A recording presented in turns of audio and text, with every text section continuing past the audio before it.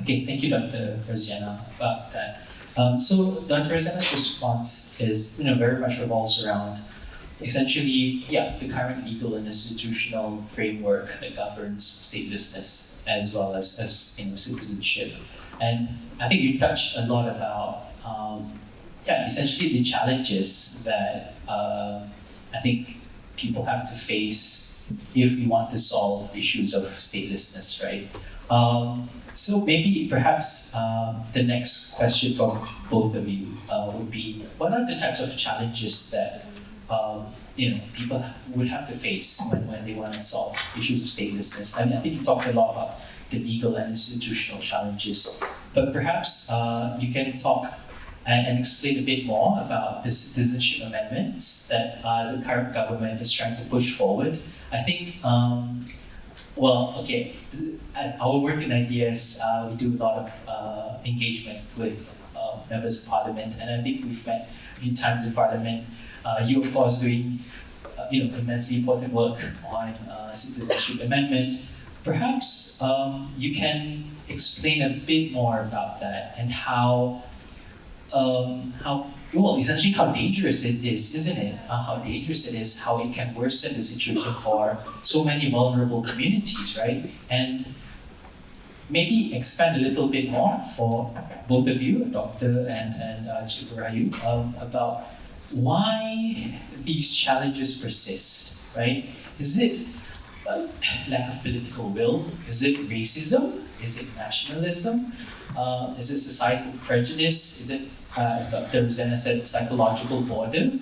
What explains these challenges? And I think later on we can discuss more about how to move forward. So maybe explain a bit more. Maybe Cikgu Rahayu can start about the citizenship amendment and why it's so dangerous. And I think a lot of people, especially Malaysians, don't really know about it because it doesn't affect us so much, right? Ignorance is bliss, as they say. And I think too often discussions on immigration and citizenship is colored with, I think we've kind of touched about this, about racism, right? We need to protect our country, national security. These are foreigners out to get us, out to invade our country, and so on and so forth. How do you kind of explain this in a more logical way so that people can understand and people can be aware and perhaps start to demand better, more progressive policies from our government? Yeah.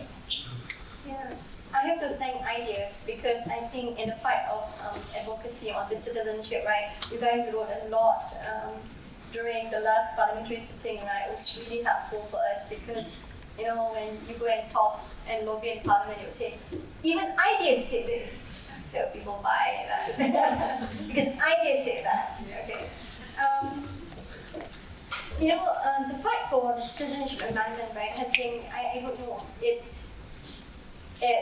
so that's why I actually departed from Perjalanan already and fight for this citizenship rights, because I don't want there to be another child being oppressed like Wong, to have 29 years old like that.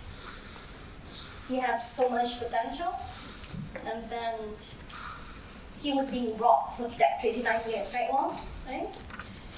He should speak actually today because he experienced that. But then for us, right, who fight for the citizenship right of these people, of these children, right, is that why is it you want to amend the constitutions of a country based on your speculations? Public policy, constitutions cannot be based on your speculations. It cannot be speculative. When it is speculative, then it will not be effective. It is emotional. It is emotional. Why I say it is emotional? Because, right, in one of the amendments, it is about foreign spouses to Malaysian men. They said that these women marry Malaysian men because of marriage of convenience. I said, no. So good of Malaysian men.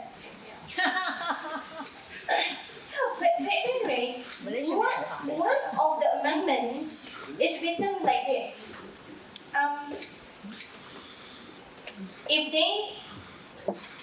The citizenship of the woman, of the spouse, would be revoked if she divorced her husband after 2 years of getting her citizenship. After 2 years of getting citizenship. It sounds rational, kan? It sounds rational because after 2 years, betul tak? But did you know that to get your citizenship, right, it would cost the women 15 to 17 years to get blue IC, to get Malaysian citizenship. It is not easy, it is a tedious process, it is a very thorough process. And when you say that, takkan senang-senang nak bagi our citizenship to other people. No, it's not senang-senang. It is not easy even to apply for Malaysian citizenship, right? You cannot download the form, you cannot. You have to go to NRD, right? National Registration Department. You have to show what you have first. After, right, you already, how to say, they agree to everything that you have done, well, they give you the form for you to apply for citizenship. So it's not easy. You know?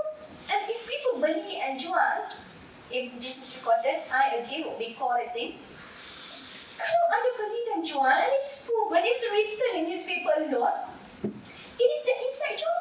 Yep. You know, it is not easy to beli jual Malaysian citizenship. It's not easy. That's what I'm saying. Without insider job, it cannot be done.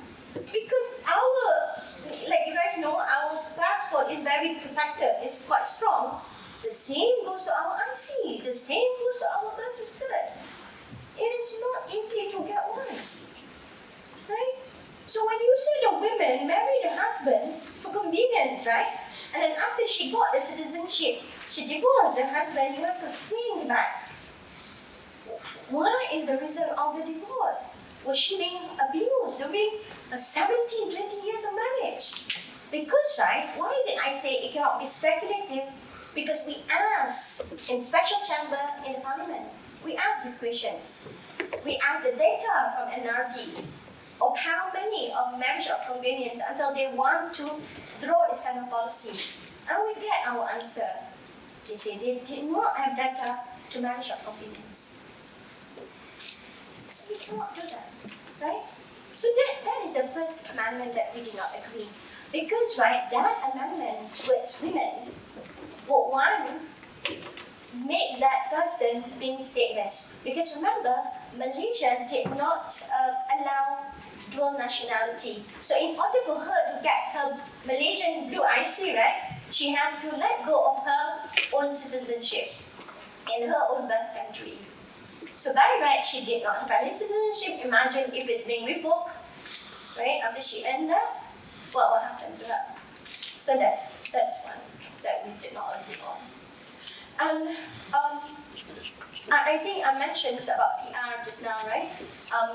They wanted to take out the word PR. The problem when they take out the word PR, because I am not good at this, okay, but I'm going to tell you the way that I understand and the way I explain to Syahida Kasim. You know, a lot of things in our constitutions are being need to be read together, right? Like Article 1A need to be read with Article 1B. So when you take out the word PR, because there's another assumption for abandoned children, right? Abandoned children in Malaysia, they assume that the birth parents of the abandoned children are permanent residents. So imagine, right? And our constitution actually protected abandoned children in Malaysia. If you are abandoned at birth, right, by right, you can be citizen of this country. That is written in the current constitution, but the practice is not like that. Every abandoned children in this country right now, right, need to go through registrations. Registration is very arbitrary and very discretionary because it is based on the officer in the NRD. And we have a lot of abandoned children up until now who grow up without citizenship.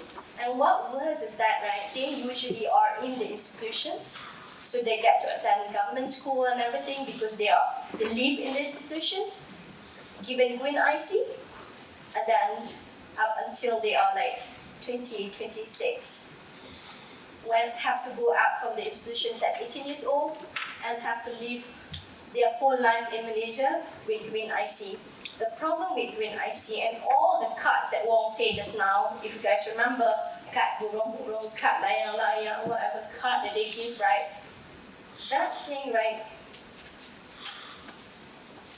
did not carry weights. Like, for example, if you have my cards is green IC. With green IC, right, you cannot register your marriage phone. You cannot go to school. You cannot open bank account. You tak kena tahan polis je lah, because whenever that you're caught, right, you can show saya ada IC, but it's a green IC. Green IC is, PR is permanent resident. Green IC is penduduk sementara, temporary resident they call it. So with that, you cannot do anything. It is like, during last Hari Raya Haji, children from Borneo Comrade, 8 of them was being caught in Sabah. So you know what interesting is that one child bring surat ketua kampung, another child bring surat burung layang-layang, another child bring, there's a lot of identifications, letter to identify these children. Imagine if we only have birth certificates to identify these children, and these, right, children with Malaysian birth certificate, if it's written non-citizen, the child can still sit for SPM. Then it create a pathway to the child, right, to after that maneuver their life rather than being stuck here, going nowhere. So that is why, with the amendment, right, we did not agree when they want to take out the word PR. How many of your parents, of your grandparents are PR?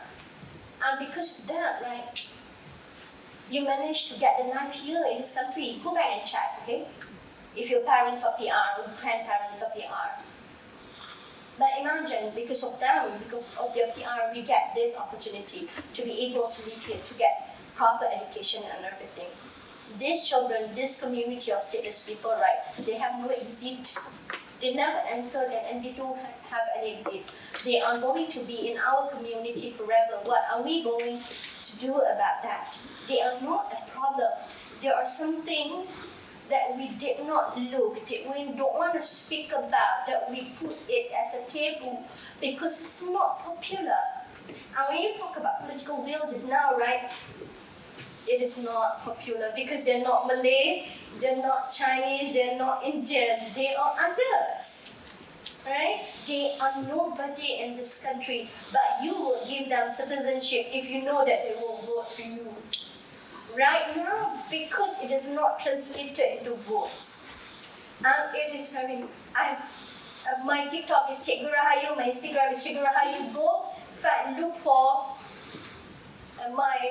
I foolishly speak in one of Malay-based content vlog, I think in ML Studio, talking about this. My goodness, the comment, right? My sister called me and said this.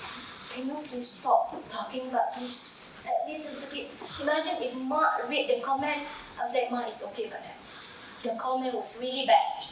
And there's the one time I speak about, this is not about statelessness, I spoke about Palestinian, right? But then after that I speak about, because the color, usually Palestinians are white, right? And then Rohingyans are darker, on the darker side, right? So that's why our solidarity is based on color, I say. So when they went to my social media, they looked at my dark skin and they said, bawa lah balik Rohingya tu pergi duduk rumah, betul lah diorang. I was like, I really want to, entertain an answer because I think that's advocacy.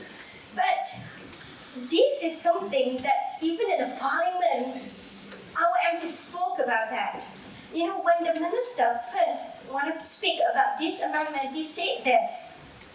And it's recorded in the news. Takkan kita nak anak orang Indonesia kahwin dengan orang Rohingya, beranak kat sini, dia orang buang anak dia kat sini, and then we give the child citizen. I was like, what? Imagine it's being said that in Hamlet. You know, stateless children, right? You cannot determine their parents. An abandoned baby, how do you know it's Romanian and Indonesian child dumping their babies? We work with refugees, we work with stateless people. They don't dump their babies, they don't. They love their children. Ada anak berderet-deret hidup susah, jaga anak tu, masih jaga. Yang buang tu, tak tahu lah, mungkin ada lah. Kan bangsa yang dia tak boleh buang anak, tak boleh anak luar nikah, betul buang takut kan? Might be, we didn't know. But there's this fatwa, I'm going to stress about this fatwa. There's this fatwa, the Majlis Fatwa Kebangsaan, saying that every abandoned baby that is abandoned in Malaysia is anak jagaan negara. It's a national child. So why are we taking away the right to citizenship from these children? So we think, right, what the government right now is doing is that they said that we want to go with the amendment for the mothers, which we really supported. You know that in Malaysia are the only country right now, because before this Malaysia is with Barbados, who did not grant citizenship to a child.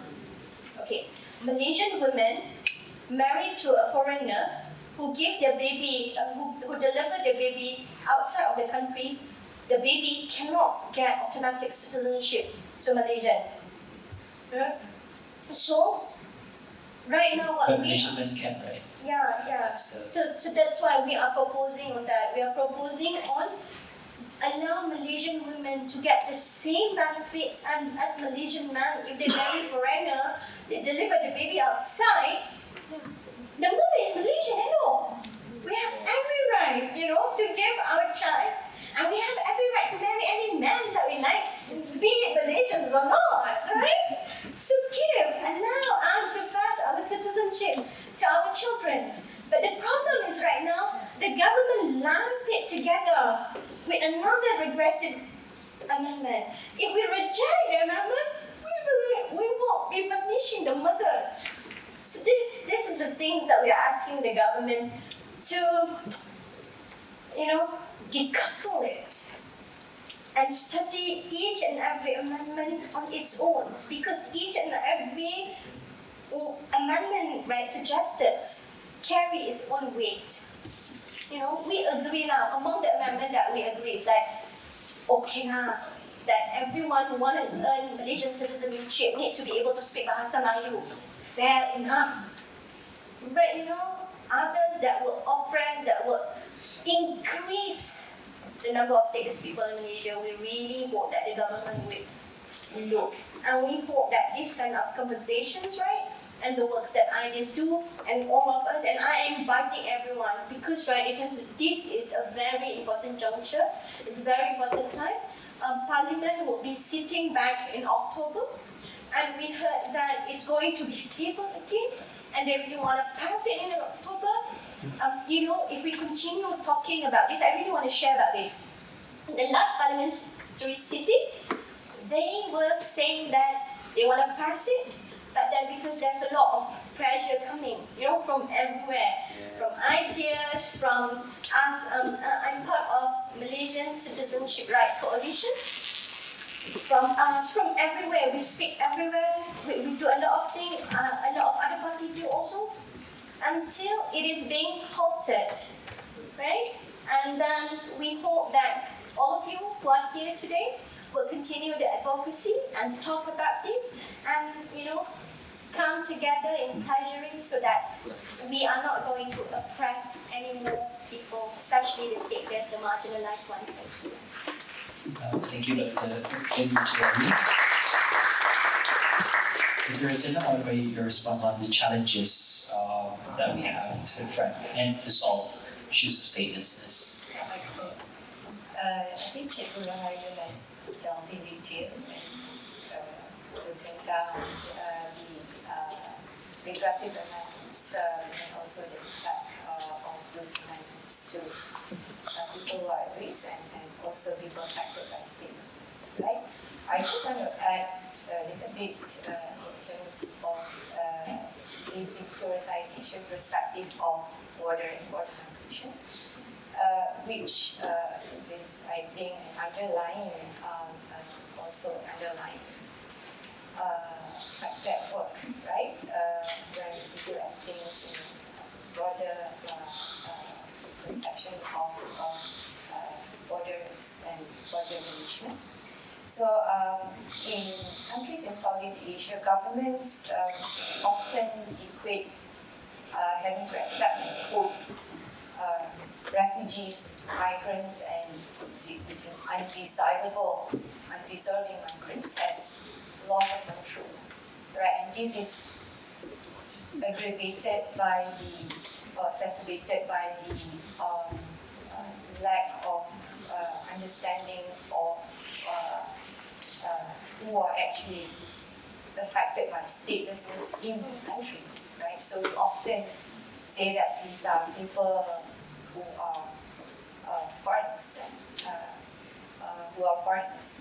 So we forget that we need to look at data and evidence in order to really appreciate how it will impact communities who are supposed to be Malaysians who have the right to citizenship in the first place. And the sense of loss of control, I think, is illustrated in one of the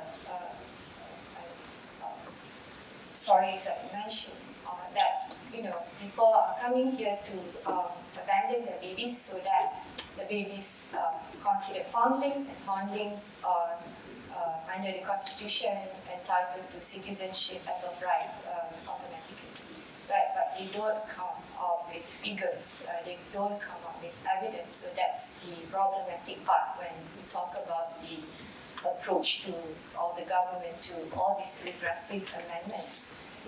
In our constitution, we don't have race-based discrimination in our citizenship framework. We don't have that, unlike certain countries like Myanmar, right?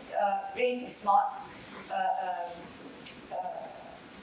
discriminating aspect, but rather gender, right? Rather gender in our context. And interestingly, in the region, we have the strongest safeguards against statelessness. We are a unique country that I think one of the few countries that provide automatic safeguards to protect against statelessness. Children who are born here and not citizens of other countries are citizens of Malaysia as of right. Right? And we also have Article 15A. If you look at Hansard, is the discretion of the government to actually grant citizenship to people under the age of 21 in special circumstances. Those special circumstances are not defined, but if you look at Hansard, the prevention of statelessness was actually invoked in the debate. Right? So now we are moving away from the actual intent of the drafters of the Constitution, and why we are doing so, unfortunately, is pretty much driven by misconception, fear, and prejudice rather than facts and evidence. That's very unfortunate. So if you look at the processes of how the amendments were proposed and were tabled, we don't see much engagement with the people who are directly impacted. We don't hear their voices. We don't give the platform and space for them to actually speak out and share their stories and everyday lived experiences. This is something that I think the government has failed to do, right? And in terms of the engagement with the stakeholders, we've seen that the stakeholders that were called to meetings and called to engagement sessions were very, they were very selective in picking which NGOs and which stakeholders were to be invited and were to be engaged and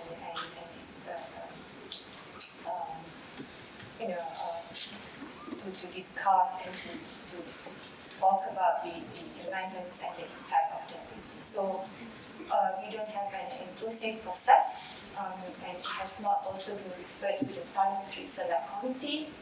So there's a lot of these questions about the procedural fairness, procedural aspect of moving forward with those regressive amendments.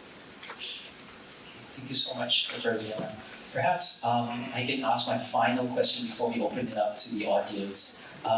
Maybe both Dr. Rosiana and Cikgu Rahayu can very briefly talk about, because we've discussed a lot about problems, right? And it can very easily descend into this abyss of despair, especially when it comes to citizenship and statelessness, because things seem insurmountable, right?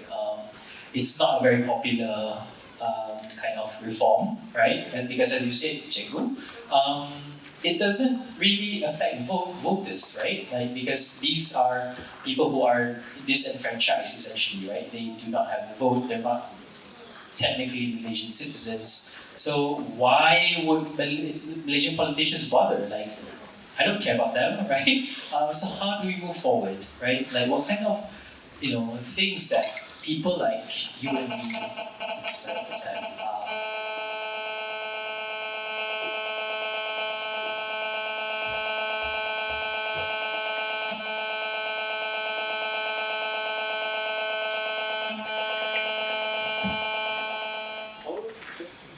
Oh, my phone. It's my mother.